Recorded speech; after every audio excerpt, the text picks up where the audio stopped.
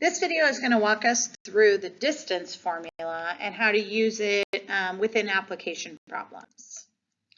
So the distance formula is not something that you will have to memorize. This is given to you on your algebra formula sheet. The distance formula is the square root of x sub 2 minus x sub 1 squared plus y sub 2 minus y sub 1 squared. So x sub 2 minus x sub 1 represents distance between the x coordinates, and then y sub 2 minus y sub 1 represents the distance between the y coordinates. So you're finding that distance between the x, squaring it, plus the distance between the y's, squaring it, and then at the end you're taking the square root. So x sub 1 and y sub 1, x sub 2, y sub 2 are the end points of the segment. So that's the starting point and the finishing point for where you want to find the distance of. And then D represents the distance.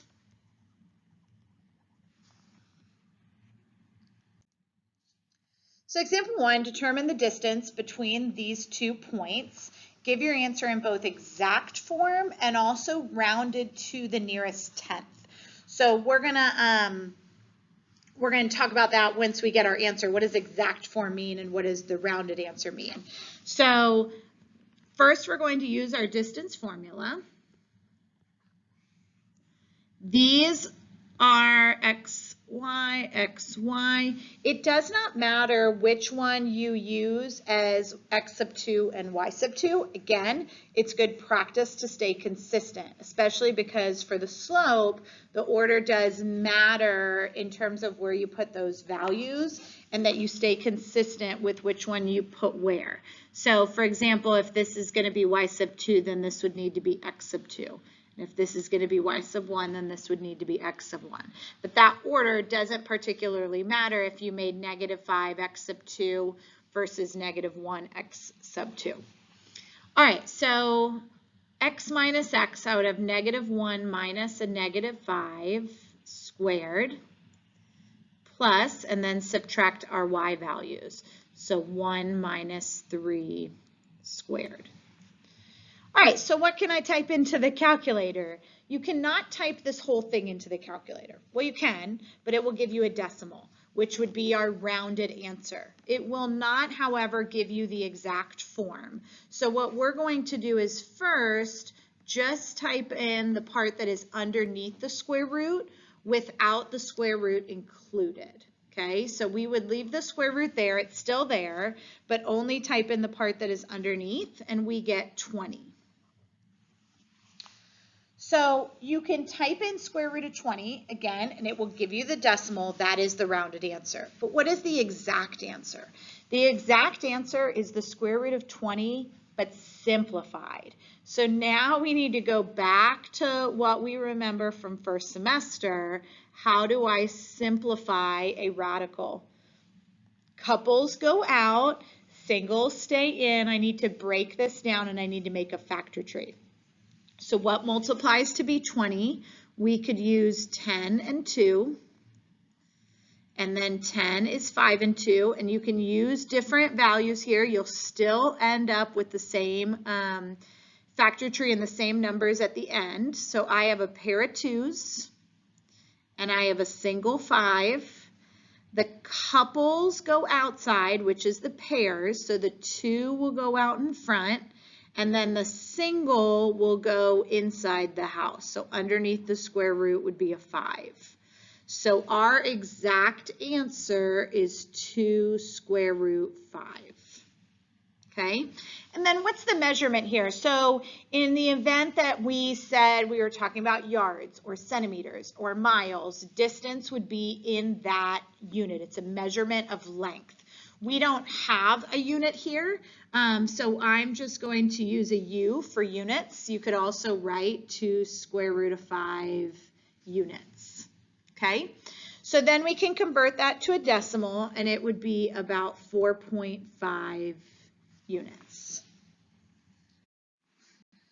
Example 2, calculate the distance of the line segment graph below. Give your answer in both exact form and also rounded to the nearest tenths. So same problem as the last one. To find the distance, I need 2 coordinate points. So I have an endpoint here, which is at -5, +3. And then I have an endpoint here, which is at -2, -3. So just be careful reading your graph and reading where that coordinate is, okay? So to find the distance, x, y, -3 minus 3 squared plus -2 minus -5 squared. And I did that a little out of order. I put the y values first and then I put the x values second. It actually doesn't matter because you're adding them. I would get in a good habit of putting the x values first and the y values second, since that is the formula. I messed that up here, but technically that order doesn't matter. You would still get the exact same answer as me. So go ahead and type it into your calculator and make sure that you get the same number underneath the square root. So we get 45, and then we need to break that down. So 45 would break down into 9 and 5. 9 would be 3 and 3.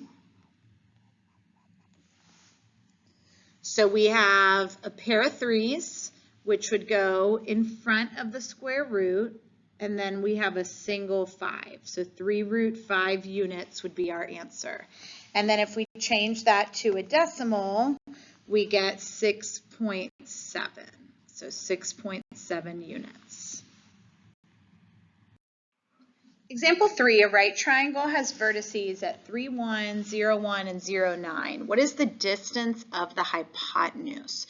Okay, so some vocabulary here that we need to remember. So a right triangle has a right angle, right? So the hypotenuse is going to be the longest side, which is the side across from the right angle, and I'll give you a visual.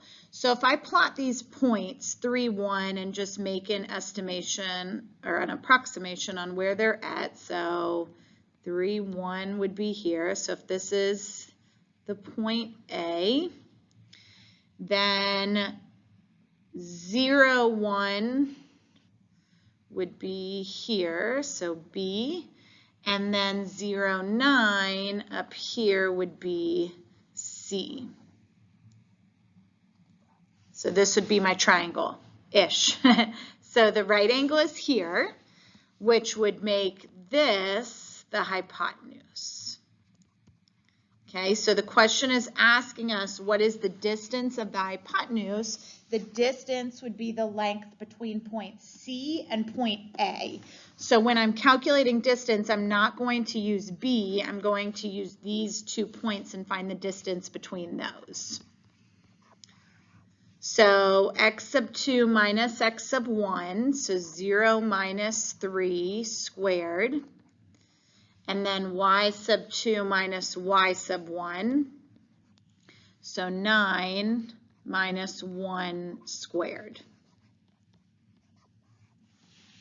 So when we type that into the calculator, the part underneath the square root gives us 73. So we just get the square root of 73. 73 doesn't break down at all. So that means that my distance is just going to be the square root of 73 units. Example 4, find the perimeter of the rectangle below and give your answer in both exact form and rounded to the nearest tenths. So 2 important vocabulary words we need to know here. One is perimeter. Perimeter means that we are going to add all of the sides together. So this shape has 4 different sides. We're going to add 4 distances together. Second important vocabulary word is that this is a rectangle.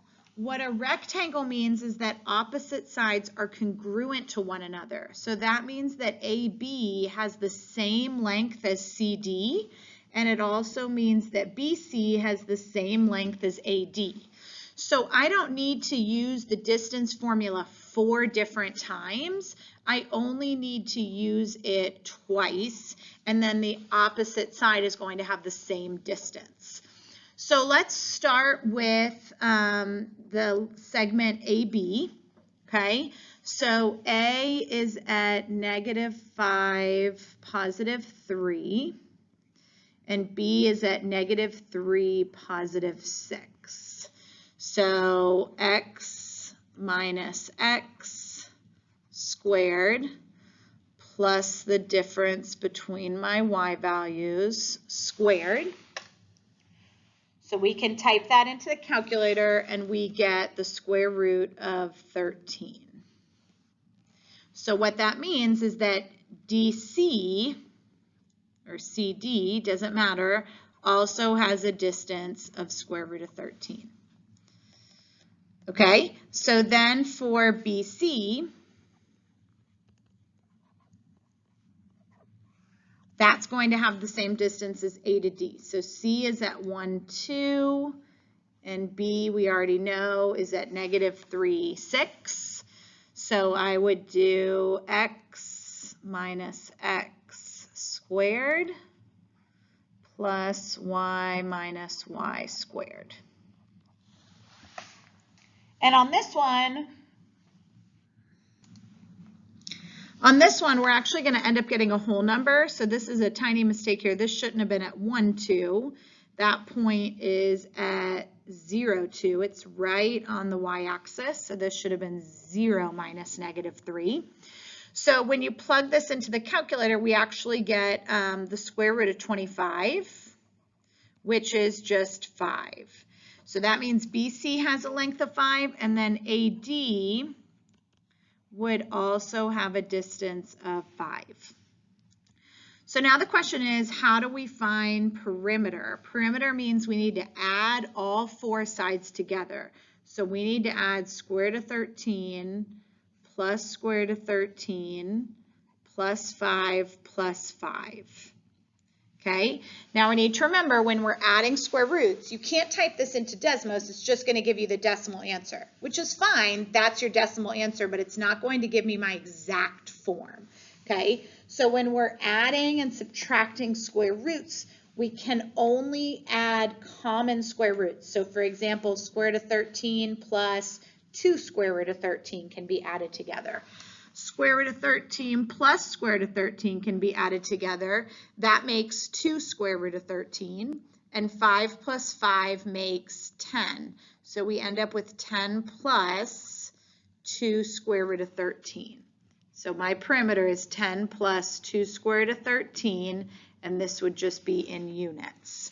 And then you can take that and you can type it into the calculator and round it to the nearest tenths. We would get 17.2 units.